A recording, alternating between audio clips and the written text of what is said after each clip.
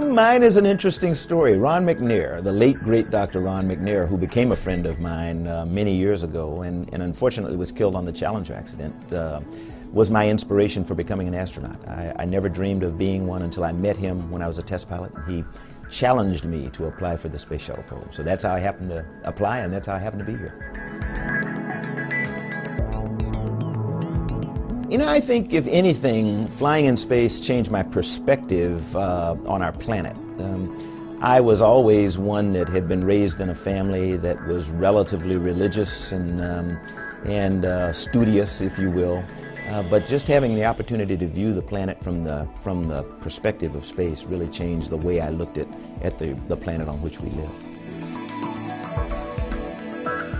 You always remember two things. You always remember your last flight and your first flight. And I would have to go back to just after main engine cutoff on my very first flight on STS-61C aboard Columbia. Back then you didn't roll upright, so you were still upside down when you got to orbit. And I remember raising my seat, looking out, seeing the British Isles go by, and then this huge island that turned out to be the continent of Africa. I had done a lot of study on the geography of Africa to try to prepare myself, because I knew my folks had come from that continent and some countries down there. So I knew where all the countries were, and I looked out, and it was just huge Sahara Desert, then the Midland part, the equatorial region of Africa, and no lines down there at all, no countries, no anything. I was just wiped out, and I was overcome with emotion, one, at looking at Africa, you know, my home country, or my home continent, if you will, just overcome with emotion, and I just remember tears coming down my face. You know, I think among the lessons that I try to employ are those that have to do with people.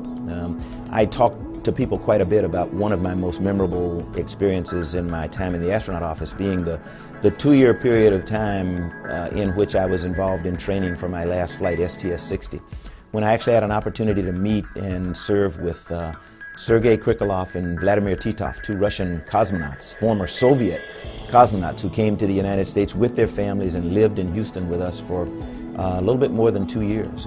And it was during that period of time that we got to know each other, our families got to know each other very, very well, and I got what I always knew, you know, an appreciation for the human spirit, the fact that though we may be different for a lot of different reasons, whether it's national origin or ethnicity or whatever, that essentially we're all the same when we focus on a similar mission.